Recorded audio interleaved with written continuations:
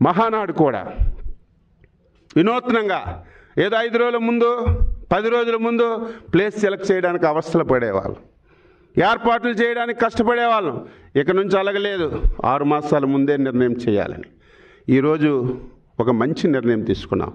ఈ రాష్ట్రంలో అనేక ప్రాంతాల్లో మహానాడులు నడిపాం. అటు తిరుపతి కానీ, అనంతపూర్ కానీ, విజయవాడ కానీ, విశాఖపట్నం కానీ, రాజమండ్రి కానీ, ప్రకాశం కానీ అన్ని దగ్గరలా పెట్టాం.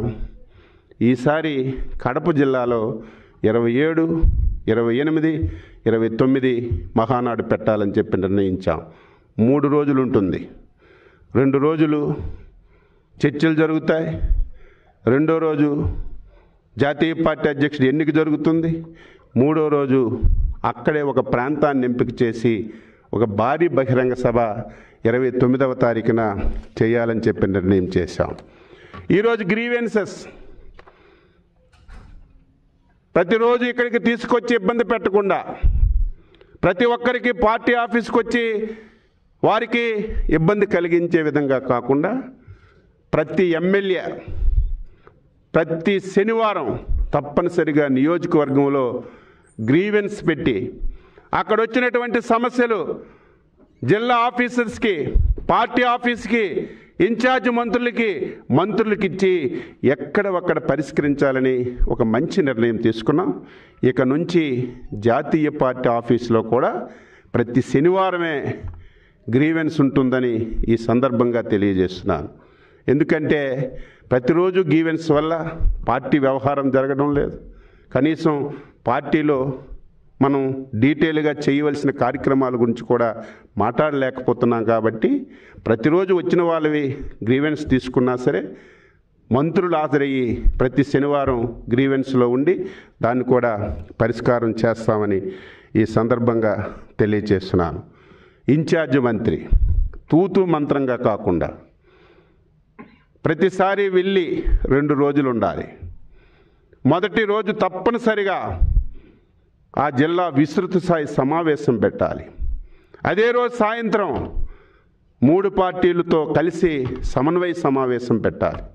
ఆ రాత్రికి అక్కడే ఉండి మరుసటి రోజు DDR సమావేశం పెట్టి మొదటి రోజు కార్యకర్తలు చెప్పిన సమస్యలు, నాయకులు చెప్పిన సమస్యలు DDRస్లో చర్చించి పరిష్కరించాలని ఒక మంచి నిర్ణయం తీసుకున్నామని ఈ సందర్భంగా తెలియజేస్తున్నాను. నామినేటెడ్ పోస్టులు ఇప్పటికే 80 కార్పొరేషన్లు వేసాం. 48,000 సాగునీటి సంఘాలు వేసాం. జూన్లోగా మిగతా ఏవైతే PACSలు కానీ, ఏవైతే మార్కెట్ కమిటీలు కానీ, ఏవైతే DCCBలు కానీ, DCMSలు కానీ, ఇవన్నీ మిగిలినటువంటి కార్పొరేషన్లు కూడా రేపు జూన్ నాటికి అన్నీ కూడా పూర్తి చేయాలని నిర్ణయం చేశాం.